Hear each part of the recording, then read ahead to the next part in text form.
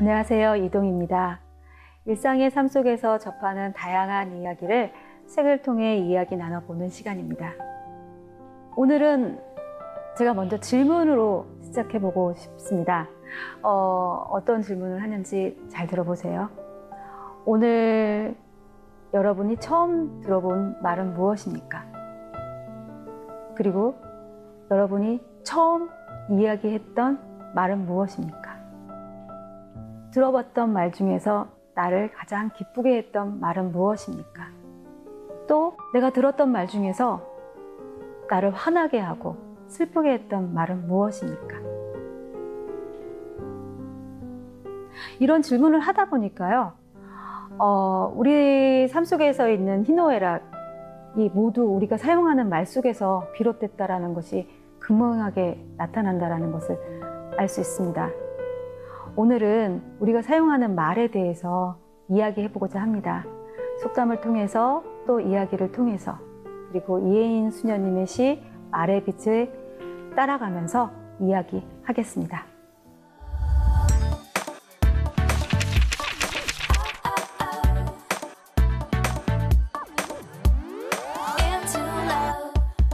말에 대한 이야기를 좀 하면서 그 질문을 제가 처음에 드렸잖아요. 근데 그 질문을 하다 보니까 생각나는 사건이 하나 있습니다.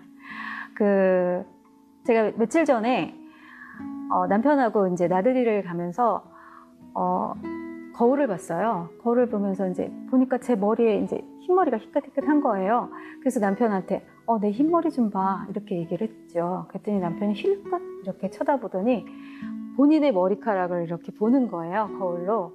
그러더니 저를 돌아보면서 하는 말이 나는 더 많어 이렇게 얘기를 하더라고요. 아니 그걸 말이라고 하는지 오히려 당신 새치가 많아졌네? 이렇게 얘기했더라면 잘 내 마음도 좀 풀리고 또 남편이 좀 알아주는구나 이런 생각이 들었을 터인데 남편이 나는 더 많어 라고 하니까 화가 불끈 나더라고요. 그 다음 이야기는 어떻게 되는지 상상이 가시죠? 이렇게 날마다 우리는 말을 하고 살고 있어서요. 이 말 덕분에 기쁘기도 하고 또 보람도 느끼기도 합니다. 하지만 이렇게 말 때문에 슬퍼하고 또 아파하고 할 때가 많습니다. 그래서인지 또 속담에서도 이 말에 대한 속담이 굉장히 많거든요. 혹시 말에 대한 속담 제가 이렇게 말할 때 스쳐 지나가는 것들이 있습니까? 제가 먼저 얘기하고 싶은 거는 가는 말이 고와야 오는 말이 곱다. 그런 속담하고 그다음에 관 속에 들어가도 막말은 마라 이런 말도 있더라고요. 그리고 말이 고우면 비지 사러 갔다가 두부를 사갖고 온다 라는 속담도 있어요. 낱말은 새가 듣고 반말은 쥐가 듣는다. 말 조심하라고 하는 속담이죠. 이렇게 말에 대한 속담도 여러 가지가 있고요. 특히 또 호랑이도 제 말하면 온다 이런 말씀 많이 하시죠. 남이 없을 때는 그 사람에 대한 흉을 보지 말라는 의미죠. 속담에 대해서 많은 이야기들을 할 수 있겠지만 또 언어에 대해서 말에 대해서 그 언어의 온도라고 표현한 책이 있는데요. 그 언어의 온도 서문에서 작가는 이렇게 얘기합니다. 당신의 말의 온도는 몇 도쯤 될까요? 라고 하면서 말하는 사람은 시원할지 몰라도 듣는 사람은 정서적 화상을 입을 수도 있고 얼음장같이 차가운 표현은 상대의 마음을 꽁꽁 얼어붙게 만들 수도 있다라고 얘기합니다. 참 특이한 발상이죠. 언어의 온도가 있다.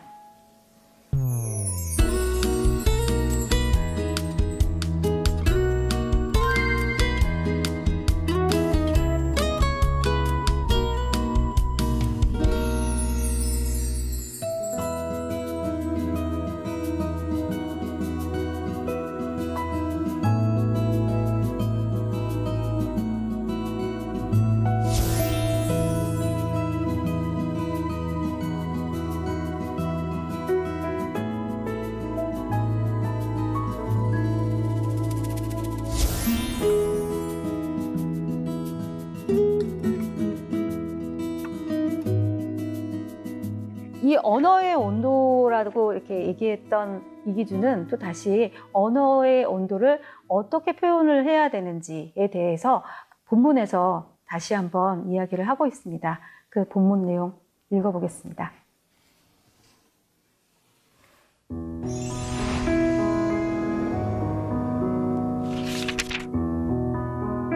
몇 해 전 일이다. 일산에 있는 병원에서 어머니가 수술을 받았다. 진료 과정은 다른 병원과 별 차이가 없었는데 의료진이 환자를 부르는 호칭이 다소 낯설게 느껴졌다. 한 번은 나이 지극한 의사가 회진차 병실에 들어왔는데 그는 팔순을 훌쩍 넘긴 환자를 대할 때도 환자 혹은 어르신이라고 부르지 않았다. 박 원사님, 김 여사님 하고 인사를 건넸다. 그 모습을 보는 순간 소박한 의문이 뭉게구름처럼 솟아올랐다. 이유가 뭘까? 왜 저렇게 부르는 걸까? 어머니가 태어나는 날 담당 의사와 이야기를 나눌 기회가 있었다. 내가 환자라는 호칭을 사용하지 않으시던데요? 라고 묻자 그는 그게 궁금하셨어요? 라고 되물었다. 의사는 별걸 다 물어본다는 투로 심드렁하게 대답했지만 난 그 설명을 몇 번이고 되씹어 음미했다. 환자에게서 환이 아플 환이잖아요. 자꾸 환자라고 하면 더 아파요.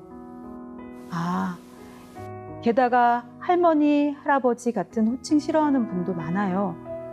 그래서 은퇴 전 직함을 불러드리죠. 그러면 병마와 싸우려는 의지를 더 굳게 다지시는 것 같아요. 건강하게 일하던 시절로 돌아가고 싶은 바람이 가슴 한쪽에 자리 잡고 있기 때문인지도 모르겠어요. 병원에서는 사람의 말 한마디가 의술이 될 수도 있어요.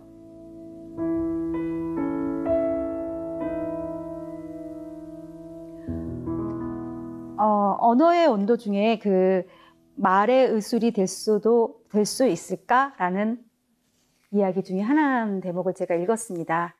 그 얼마나 말이 중요한지를 그냥 이 의술이라는 말 안에 다 이렇게 포함해서 얘기하고 있지 않나 그렇게 생각이 들어요.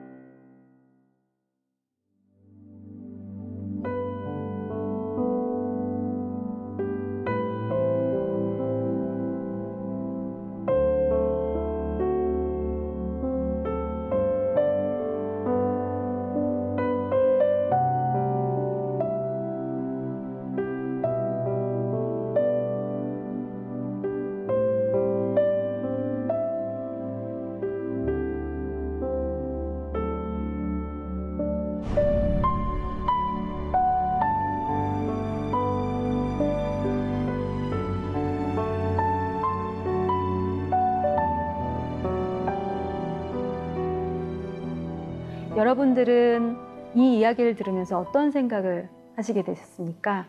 여러분들은 어떤 말을 지금 사용하고 있는지 한번 되짚어 볼 수 있는 이야기가 아닐까요? 근데 여기서 그 작가가 아까 이기주 작가가 얘기했던 언어의 온도라는 부분으로 다시 돌아가고 싶어요.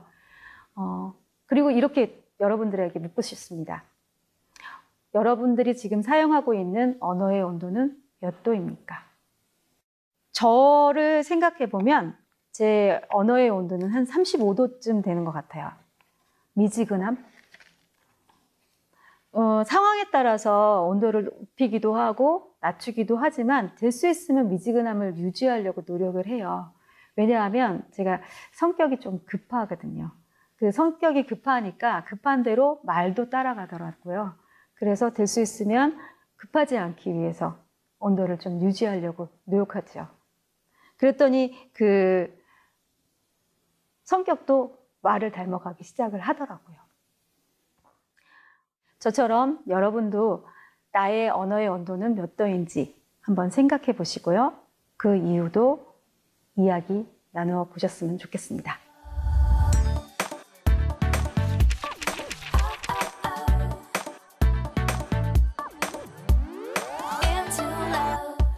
언어에 대해서 또 말에 대해서 많은 작가들이 얘기하고 있다는 것은 제가 눈을 설명하지 않아도 알 수 있습니다. 그런데 유난히 그 이혜인 수녀님의 글이 눈에 들어와요. 왜냐하면 이 이혜인 수녀님은 수도자로서의 언어 사용에 대해서 많이 언급하고 계셨고 그것을 글로도 많이 표현하고 있습니다. 그 고운 마음 꽃이 되고 고운 말은 빛이 되고 라는 책이 있어요. 그 서문에 그 이혜인 수녀님이 어떻게 말을 곱게 쓰고 있는지를 잘 느끼게 하는 글이 있어서 한번 소개하고자 합니다.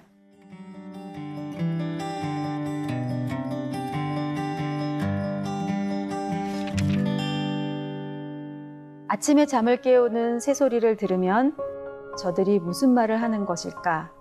저는 몹시 궁금해지곤 합니다.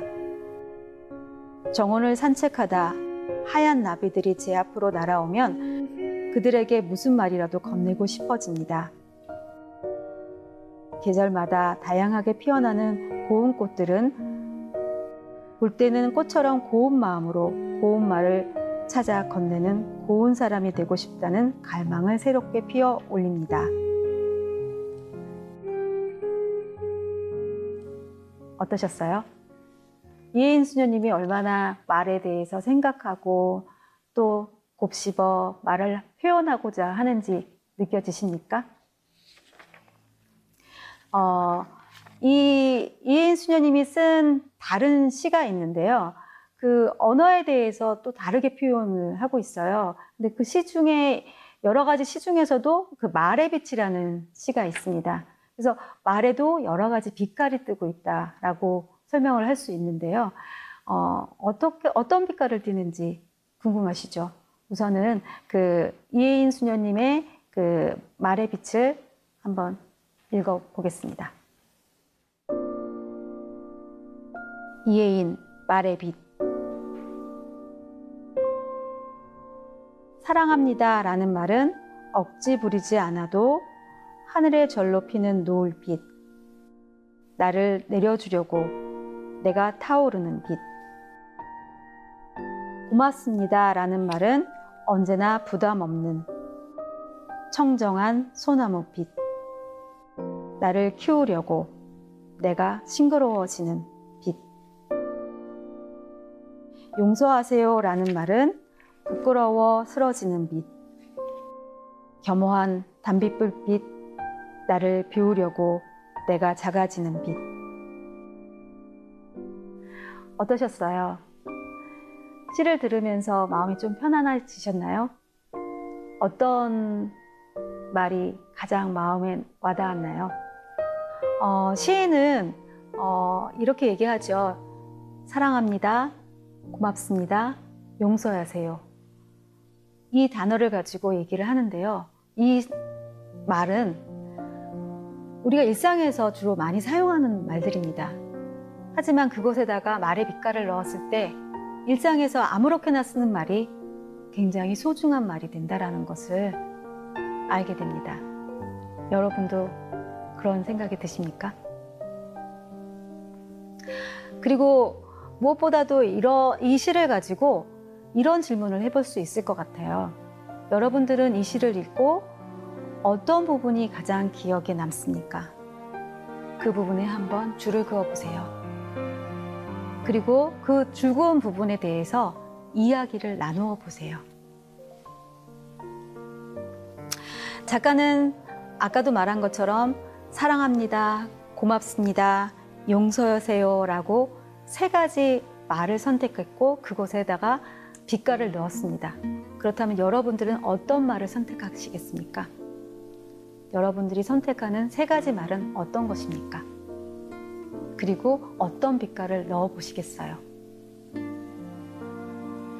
저는 이 말의 빛을 가지고 어떤 분을 만났습니다. 근데 그 분도 이 말의 빛깔에 대해서 많은 이야기들을 나눴어요. 그리고 특히나 그 용서하세요라는 부분에 줄을 긋고 자신의 이야기들을 좀 했습니다.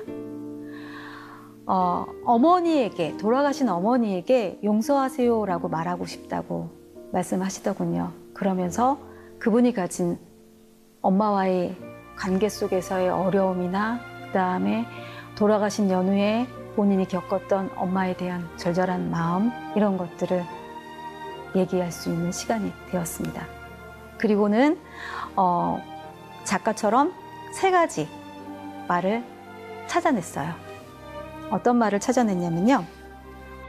미안해, 행복해, 평안해 라는 세 말을 찾고요. 그 다음에 그곳에 빗가를 넣어보도록 해봤습니다. 그랬더니 그분이 이렇게 썼습니다. 미안해 라는 말은 다른 사람들과 용서를 구하는 하목의 빛. 행복해 라는 말은 하늘로 수많은 고무풍선처럼 올라가는 오색의 빛. 평안해 라는 말은 잔잔한 바다에 떠서 노래하는 푸른 빛. 이렇게 말씀하시더군요.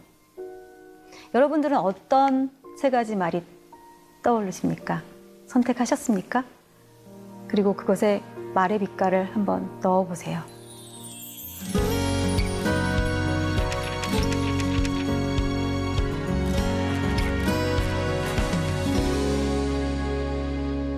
우리가 글을 배우고 피아노를 배우고 운전을 배우듯이요. 말도 항상 배워야 합니다. 왜냐하면 부족하기 때문이죠. 말을 배우기 위해서는 굉장한 노력이 필요한데요. 다른 사람의 말을 잘 들어야 하고요. 그다음 좋은 책 안에 있는 좋은 말들을 애써 실생활에서 써보도록 노력하는 것이 필요하죠. 이렇게 노력하다 보면 어느 순간 내가 쓰고 있는 말들이 아름답고 깊이 있어집니다.